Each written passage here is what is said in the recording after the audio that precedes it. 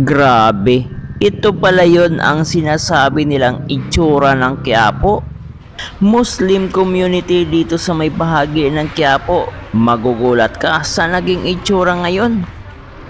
Magandang araw po sa ating mga kababayang OFW at Filipino immigrants sa iba't ibang sulok po ng ating daigdig, at narito tayo sa may bahagi ng Hidalgo Street at puntahan natin itong binibilhan nila ng pastil. Murang-mura lang yung pastil dito, 10 piso mga kababayan, ay talagang dalawang pastil, 20 pesos, busog ka na dito sa A. Bautista, Barangay 387, Quiapo, Manila. So dito ang bilihan ng pastil. So ayan ang itsura nitong Quiapo. Grabe rin yung mga nakaparadang mga sasakyan, mga e-trike. Parang halos wala na yata dito sidewalk, kabayan. Ayan ang itsura niya.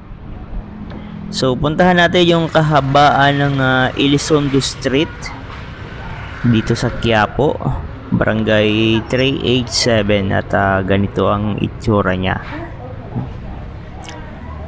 Passable, kaso yung sinasabi nga na bangketa ay halos nagagamit na lahat ng mga nagtitinda dito.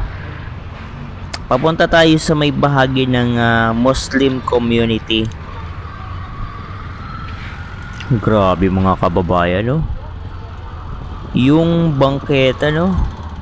So hindi lamang ito ang mga lugar na ganito ang itsura. Marami dito sa Manila na ganito, no? Yung wala silang sariling parkingan. Meron din sa may bahagi ng Pasay, Marikina. So halos ng lahat ng city ay ganito ang problema ng ating mga kababayan. May sariling sasakyan pero walang sariling parkingan. So ayan ang itsura. Kaso dito, kabayan, no, parang sakop na yung kalsada. Dito tayo papasok dito sa arko ng Muslim community dito sa Globo de Oro Street. Papunta tayo ng Carlos Palanca Street, papunta ng Rizal Avenue. Ganyan ang itsura niya mga kababayan, no? Mukhang maganda pa nga dito, kaso may mga naka-e-trike pa rin na nakaparada dito sa mismong daanan ng mga sasakyan, no? Punta tayo dyan sa ilalim ng tulay. Yan po yung tulay ng Quezon Bridge. Yan ang itsura niya. Grabe rin mga kabayan, no? Yung mga nakaparking na mga sasakyan ho dito. At kung gusto nyo makabili ng mga accessories, no, ayan, dito kayo bumili sa ilalim nitong footbridge. Yan, mga bilihan ng mga accessories. Ito na yung bahagi ng Carlos Palanca. Ayan. Ito, ang dami rin palang mga nakaparada dito. Ayan. Pag natsempuhan ito, kabayan, ng mga MTPB, yung mga nagka-clamping, panigurado ang daming matitikitan at saka makaklamp dito. Ang dami rin nakaparada, kabayan, no? Pero at least ngayon, kabayan, ay maluwag na kumpara noong hindi pa naging mayor si Yorme Isko Moreno Tumagoso, kung saan ay talagang worse ang itsura nitong bahagi ng Quiapo. At sa mga natatakot naman na pumasyal dito sa may bahagi ng Quiapo, kasi sabi nila ang dami mga nandudukot, ang dami mga masasamang loob. Nakadepende yan sa inyo mga kababayan kung paano nyo iingatan ang inyong mga gamit. At kung natatakot kayo dito sa mga sinasabi mga siga ng Quiapo, basta wag lang kayong gumawa ng masama, wag lang kayong magsisiga-sigaan, walang mangyayari sa inyo. Kaya doon sa ating mga kababayan na natatakot na pumasyal ng Quiapo, walang dapat ikatakot sa may bahagi ng Quiapo dahil mababait ang ating mga kababayan dyan sa Quiapo, yung mga Muslim community. Basta maging mabait din kayo sa kanila. Ganun lamang yun. Kumbaga, kung mabait ka, mabait din sila. Kung masama ka, mas masama sila. Ganun yung sistema, kabayan. Dito, ayan, makikita ho natin itong kahabaan ng MacArthur Bridge. Ang worst lang dito ay hindi pa ho nalilinis itong gilid ng MacArthur Bridge, kung saan naging kasilyasan po, mga kababayan, itong gilid. Ayan, yan, naging kasilyasan, kumbaga dumihan ng mga street dweller itong gilid ng MacArthur Bridge.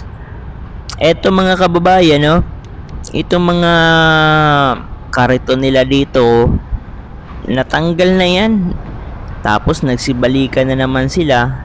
Hindi natin alam kung ano ang plano ng City of Manila. Siyempre kasama dyan ang national government dito sa mga street dweller, lalong lalo na, kabayan, kapag sobrang dami, hindi po yan kaya na accommodate ng City of Manila. Kailangan na dyan yung tulong ng ating national government, dahil nga po, kumbaga,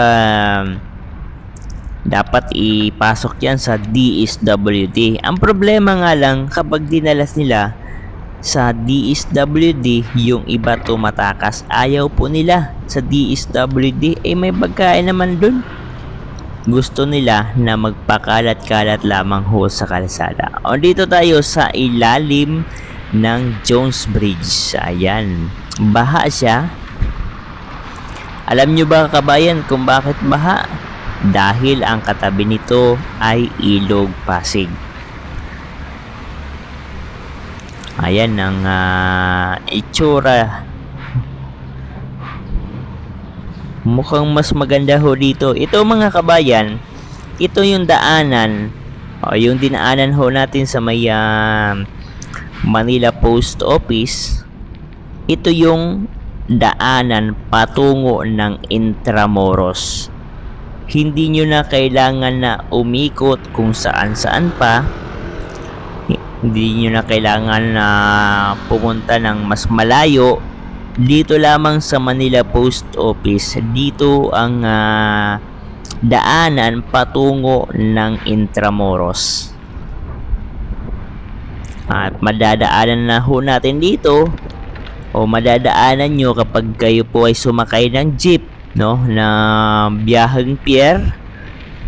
Dito yan dadaan, galing dyan sa may recto, at madadaanan nyo na ang bahagi ng Palacio del Gobernador o yung Comelec. Ito, Pasig River Esplanade. So ayan lamang ho, mga kababayan, ang ating update dito sa bahagi ng Maynila. At sa mga susunod na araw, mayroon tayong pupuntahan na isang barangay na naman, mga kababayan. Isang barangay na naman sa Maynila, na kung saan, ayon dun sa nagbigay sa atin ng info, na kalsada, dekada, hindi na binuksan, inukupa na. At meron pa, meron pang isang barangay na itanayo sa mismong bangketa. May isang barangay kasi doon na luma na, tinayuan pa ng isang barangay. Magkadikit lamang, bagong barangay, iskinita pa rin ang nilagyan. Yan ang inyong aabangan, mga kababayan. Sa bukas siguro or susunod na araw ay abangan nyo po kung saang barangay o anong barangay ito. Salamat sa nagbigay ng info sa atin.